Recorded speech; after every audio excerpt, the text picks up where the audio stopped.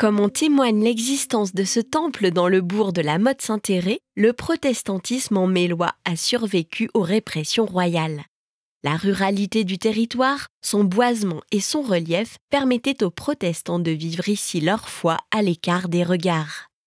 Les chemins creux offraient des itinéraires discrets pour se rendre aux réunions de culte, aussi appelées assemblées au désert, organisées secrètement dans les bois.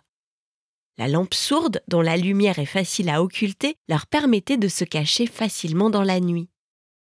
Les chairs portatives étaient apportées en pièces détachées et montées sur place pour le prédicant. Pour éviter les espions catholiques, l'accès à ces réunions était réservé aux détenteurs du méro, signe de reconnaissance. Au XIXe siècle, après l'apaisement définitif des tensions et l'inscription de la liberté de culte dans la Constitution, de nombreux temples sont bâtis en Mélois, où 8 habitants sur 10 sont alors protestants. Tous ces édifices affichent une grande sobriété, à l'extérieur comme à l'intérieur, conformément à l'idéal protestant.